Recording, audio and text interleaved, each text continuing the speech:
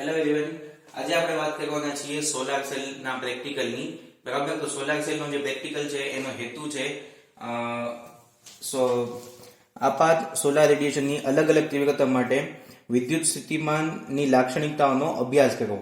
એટલે કે એના વોલ્ટેજ અને કરંટની જે લાક્ષણિકતાઓ છે એનો અભ્યાસ કરવો, પ્લસ શોર્ટ સર્કિટ પ્રવાહ, open circuit voltage, field factor, voltage factor અને કાર્યક્ષમતા, સોલાર સેલની જે કાર્યક્ષમતા છે એ ગોતવી. બરાબર, તો એની માટે સૌપ્રથમ આપણી પાસે બધા સાધનો છે, લેબની અંદર છે, એટલે એની માટે આપણે બલ્બ જોશે જેથી કરીને સોલાર સેલ ઉપર લાઇટ પડે. બરાબર, તો બલ્બ અને એનું સેટઅપ છે આખું. બલ્બ ચાલુ કરવા માટે ઇનપુટ વોલ્ટેજ અને કરંટ કેટલો રાખવો એની માટેના એ બલ્બના વોલ્ટેજ અહીંયાથી છે.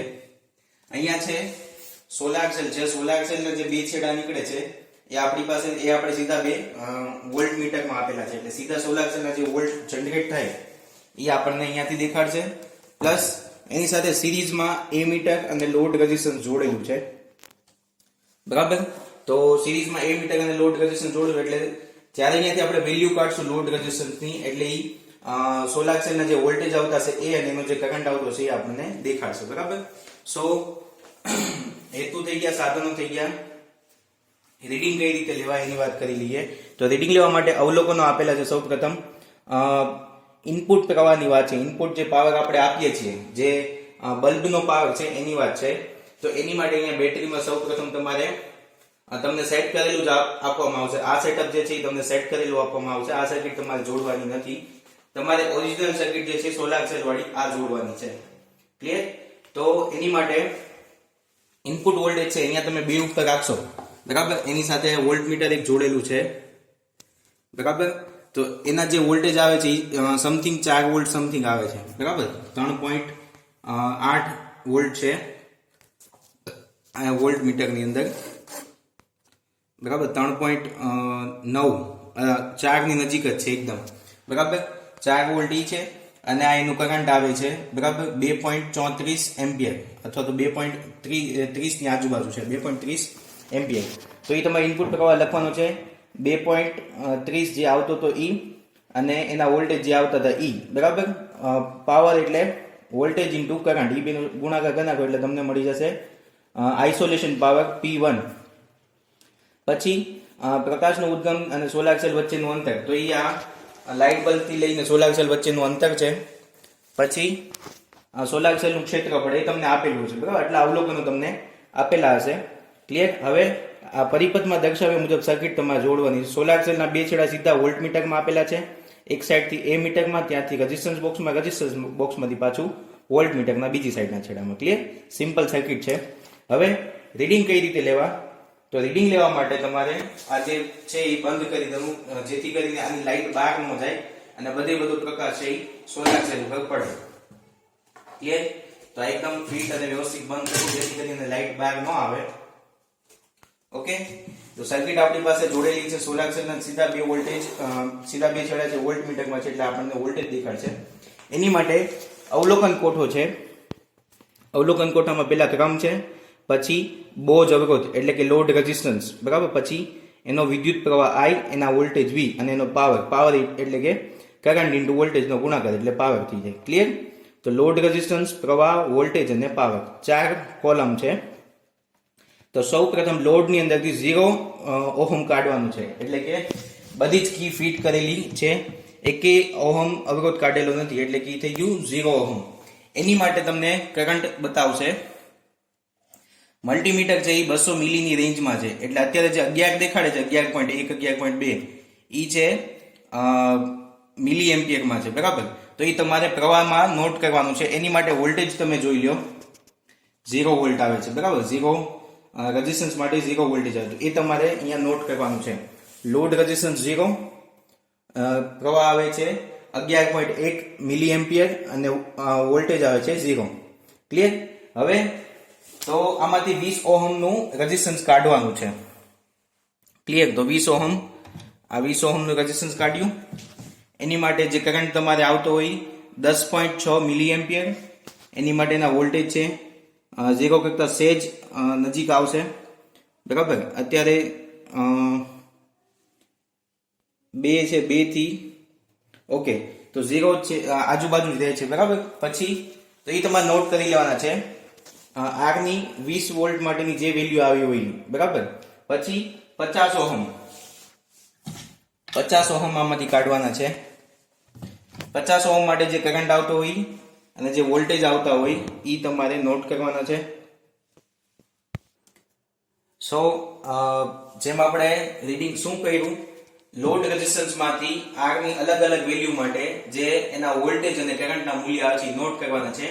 0 થી સ્ટાર્ટ કરવાનું, 0 ઓહમ થી 20, 50, 100, 200, 300, 400, 500, 600, 700, 800, 900 ને 1000. 1000 ઓહમ સુધીના લોડના મૂલ્ય બદલાવાના છે, એટલે કે રેઝિસ્ટન્સ બોક્સમાંથી મૂલ્ય બદલાવાના. એની માટે વોલ્ટેજ અને કરંટના મૂલ્ય જે આવતા હોય તમારે નોટ કરતા જવાના છે. 1000 પછી 2000, 3000, 4000, 5000, 6000, 7000, 8000, 9000 ને 10000. 10000 છે એ તમારું છેલ્લું રીડિંગ. એની પછી છે સીધું ઇન્ફાઇનાઇટ નું રીડિંગ લેવાનું છે. તો ઇન્ફાઇનાઇટ નું રીડિંગ તમને લઈને દેખાડી દઉં. આ ઇન્ફાઇનાઇટ નું રીડિંગ છે, બરાબર. ઇન્ફાઇનાઇટ તમે રેઝિસ્ટન્સ કાઢી નાખ્યો મીન્સ શું થયું, સર્કિટ છે એ બ્રેક થઈ ગઈ, વચ્ચે ઇન્ફાઇનાઇટ રેઝિસ્ટન્સ છે એટલે કરંટ પાસ થશે નહીં. તો એનું જે રીડિંગ આવશે એની માટે કરંટ આવશે 0 અને એના વોલ્ટેજ આવશે મેક્સિમમ, બરાબર. તો એ જે વોલ્ટેજ આવે એ તમારે નોટ કરી લેવાના છે. અત્યારે 5 પોઈન્ટ સમથિંગ વોલ્ટેજ આવે છે, આ તમારા ઓપન સર્કિટ વોલ્ટેજ કહેવાય, બરાબર. અને જ્યારે લોડ રેઝિસ્ટન્સ 0 હતો ત્યારે વોલ્ટેજ 0 હતા અને કરંટ છે એ મેક્સિમમ હતો 10 કે 11 મિલી એમ્પિયર આજુબાજુ. તો એ તમારો ક્લોઝ શોર્ટ સર્કિટ કરંટ કહેવાય. ક્લિયર? એ વસ્તુ તમને આલેખ ઉપરથી પણ મળી જશે. આ આપણે કહ્યું ઇનપુટ વોલ્ટેજ જ્યારે 4 વોલ્ટ હતા અને એની માટે કરંટ હતું 2.34 મિલી એમ્પિયર, બરાબર. એની માટે કહ્યું આ એક કોઠો મળી ગયો, બરાબર. આ એક કોઠો થયો. હવે તમારે શું કરવાનું છે, ઇનપુટના જે રેડિયેશન છે એ ચેન્જ કરવાનું છે. એટલે કે આ જે બેટરી છે એમાંથી તમારે એના વોલ્ટેજ 4 હતા ને હવે 6 કરવાના છે, બરાબર. એક હું અહીંયાથી ઇન્ક્રીઝ કરું છું અને ફરીથી એને ઓન કરું છું, બરાબર. એટલે વોલ્ટેજ તમે જોઈ શકો છો 5 પોઈન્ટ સમથિંગ થઈ ગયા ઇનપુટ વોલ્ટેજ, બરાબર. જે બલ્બના વોલ્ટેજ છે ઈ, અને એની માટે કરંટ ચેન્જ થઈ ગયો. એટલે કે ઇનપુટ કરંટ ચેન્જ થઈ ગયો. હવે ઇનપુટ કરંટ અને પાવર આખો જે ચેન્જ થયો એના હિસાબે શું થશે, બલ્બ છે વધારે પ્રકાશિત થશે અને એના હિસાબે સોલાર સેલ ઉપર વધારે લાઇટ પડશે અને એના હિસાબે વધારે વોલ્ટેજ અને કરંટ જનરેટ કરશે. ક્લિયર? તો સેમ પહેલા પાર્ટમાં જેમ રીડિંગ લીધા એ જ રીડિંગ સેમ આમાં લેવાના છે, બરાબર. અવલોકન કોઠો સેમ આવશે. આ રેઝિસ્ટન્સ, પ્રવાહ, વોલ્ટેજ અને પાવર, બરાબર. રેઝિસ્ટન્સ બોક્સમાંથી 0 ઓહમ તમારે કાઢવાનું છે. 0 ઓહમ એટલે કે બધી જ કી ફિટ કરી દેવાની છે, બરાબર. આ 0 ઓહમ થઈ ગયું. એની માટે તમને વોલ્ટેજ મળશે 0, બરાબર, કેમ કે કોઈ લોડ રેઝિસ્ટન્સ કાઢ્યો નથી. તો આ તમારી સર્કિટ છે શોર્ટ થઈ ગઈ કહેવાય. તો આને કહેવાય શોર્ટ સર્કિટ કરંટ. એની માટે તમને કરંટ જે છે એ મેક્સિમમ મળશે, બરાબર. તો આ તમારો શોર્ટ સર્કિટ કરંટ થઈ ગયો. પછી લોડ રેઝિસ્ટન્સ એટલે કે રેઝિસ્ટન્સ બોક્સ છે એમાંથી 20, 50, 100, 200, 300, 400, 500, 600, 700, 800, 900, 1000 સુધી લોડ રેઝિસ્ટન્સ એટલે કે RL ના મૂલ્ય કાઢવાના છે અને એની માટે વોલ્ટેજ અને કરંટના મૂલ્ય નોટ ડાઉન કરવાના છે. પછી 1000 પછી 1000 ના ગેપે 2000, 3000, 4000, 10000 સુધી જવાનું, સેમ આ કરવાનું. અને પછી છેલ્લે ઇન્ફાઇનાઇટ નું રીડિંગ લેવાનું. ઇન્ફાઇનાઇટ તમે કરશો એટલે તમારી સર્કિટ છે બ્રેક થઈ ગઈ એટલે એમાંથી કરંટ પાસ થશે નહીં, એટલે કરંટ થઈ જશે 0 અને વોલ્ટેજ થઈ જશે મેક્સિમમ. તો આ તમારા ઓપન સર્કિટ વોલ્ટેજ થઈ ગયા. ક્લિયર? ઓકે, તો સેકન્ડ પાર્ટ છે એની માટે તમને બે રીડિંગ માત્ર લઈને દેખાડું છું, બરાબર. એક છે આપણે 1000 નું રીડિંગ લઈ લઈએ, બરાબર. અહીંયાથી લોડ રેઝિસ્ટન્સ માંથી 1000 ઓહમ કાઢું છું, બરાબર. એની માટે તમને કરંટ આવે છે 45.2 મિલી એમ્પિયર, વોલ્ટેજ આવે છે 4.2 વોલ્ટ, બરાબર. તો એ તમારે નોટ કરી લેવાના છે. ક્લિયર? પછી આ એક રીડિંગ આવી ગયું. હવે હજી એક રીડિંગ લઈ લઈએ, 5000 નું લઉં છું, બરાબર. તો લોડ રેઝિસ્ટન્સ માંથી 5000 કાઢું છું. ક્લિયર? આ 5000 છે. તો એની માટે તમને કરંટ આપશે 15.1 મિલી એમ્પિયર. એની માટે વોલ્ટેજ આવે છે 7.6, બરાબર. એક કાપો પછી 0.2 નો છે એટલે 7.6 વોલ્ટ આવે છે. ક્લિયર? તો આવી રીતે તમારે લોડ રેઝિસ્ટન્સ ની 0 થી લઈને ઇન્ફાઇનાઇટ સુધીની વેલ્યુ માટે એના આઉટપુટ વોલ્ટેજ અને આઉટપુટ કરંટ નોટ કરવાના છે અને ચોથી કોલમ જે ઈ હાથે તમારે ગણતરી કરીને મેળવવાની છે, બરાબર. ઈ છે પાવરની. Power is equal to current into volt, બરાબર. તો આ બેનો ગુણાકાર કરી નાખવાનો સીધો એટલે તમને પાવર મળી જાય. એની પછી આલેખ છે. આલેખ છે ઈ પ્રવાહ I વર્સિસ વોલ્ટેજ નો આલેખ છે, બરાબર. તમે બે કોઠા બનાવ્યા છે એટલે તમને એક જ આલેખમાં બે ઓલી વેલ્યુ મળશે, બરાબર. અથવા તો તમે બે અલગ અલગ આલેખ પણ દોરી શકો છો. પાના નંબર 1 ઉપર જોઈ લઈએ. બરાબર, આવો તમને આલેખ મળશે. y એક્સિસ ઉપર કરંટ લીધેલું છે, x એક્સિસ ઉપર વોલ્ટેજ લીધેલા છે. જ્યારે લોડ રેઝિસ્ટન્સ નું મૂલ્ય 0 હતું ત્યારે વોલ્ટેજ તમને 0 મળતા હતા, કરંટ જે મેક્સિમમ મળતો હતો. એટલે અહીંયા એક પોઈન્ટ આવશે, બરાબર. અને ધીમે ધીમે તમે લોડની વેલ્યુ વધારતા જાય, કરંટ છે ઘટતો જશે, વોલ્ટ છે વધતા જશે, બરાબર. એટલે આવી રીતે આવશે. એક વેલ્યુ એ તમે લોડ રેઝિસ્ટન્સ ઇન્ફાઇનાઇટ કરી નાખ્યો એટલે સર્કિટ ઓપન થઈ ગઈ, એટલે કરંટ છે હાવ શૂન્ય થઈ જશે, બરાબર. એટલે કરંટ અહીંયા 0 અને વોલ્ટેજ થઈ જશે મેક્સિમમ. એટલે આવો આલેખ તમને મળશે બે માટે, બરાબર. પેલા માટે પણ અને બીજા માટે પણ પેલા જ્યારે ઇનપુટ વોલ્ટેજ ઓછા હશે ત્યારે થોડોક નાનો આલેખ આવશે, ઇનપુટ વોલ્ટેજ જ્યારે મોટા હશે ત્યારે તમને મોટા વેલ્યુ આવશે, બરાબર. અને અહીંયા જે છે એ તમારું શોર્ટ સર્કિટ કરંટ કહેવાય આને, બરાબર. કે જ્યારે સર્કિટ શોર્ટ હતી ને ફૂલ કરંટની વેલ્યુ આવતી હતી એ તમારો શોર્ટ સર્કિટ કરંટ. અહીંયા જે વેલ્યુ આવી I માટેની, અને આને કહેવાય ઓપન સર્કિટ વોલ્ટેજ. ક્લિયર? તો આ તમારા થઈ ગયા ઓપન સર્કિટ વોલ્ટેજ અને શોર્ટ સર્કિટ કરંટ. અને મેક્સિમમ પાવર છે એ તમે જે ઓલી વેલ્યુ હતી એની ઉપરથી કાઉન્ટ કરી શકો છો, બરાબર. આમાં તમારે જોવાનું મેક્સિમમ પાવર, બરાબર. તો મેક્સિમમ પાવર અહીંયાથી જોતા જઈએ આપણે 129, પછી 124, પછી ઘટવા માંડે. તો 129 છે એ તમારું મેક્સિમમ પાવર છે. અને એની સામે જે રીડિંગ આવતા હોય I અને V ના, ત્યાંથી તમે મેક્સિમમ પાવર વાળું પોઈન્ટ દેખાડી શકો છો. ક્લિયર? તો આ થઈ ગયું તમારું short circuit current, open circuit voltage અને મેક્સિમમ પાવર. ક્લિયર? હવે સોલાર સેલની કાર્યક્ષમતા અને વોલ્ટેજ ફેક્ટર કઈ રીતે ગોતવું એ પણ જોઈ લઈએ.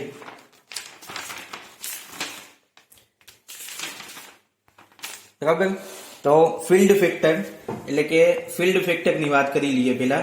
તો મહત્તમ પાવરનું ક્ષેત્રફળ ના છેદમાં આલેખના વક્રની નીચે બંધુ ક્ષેત્રફળ. ઈ જે વેલ્યુ થશે ઈ Vm1 ઇન્ટુ Im1 ના છેદમાં Vi1 અને Ix1, બરાબર. ઈ જે વેલ્યુ છે એ તમને અહીંયાથી મળી જશે.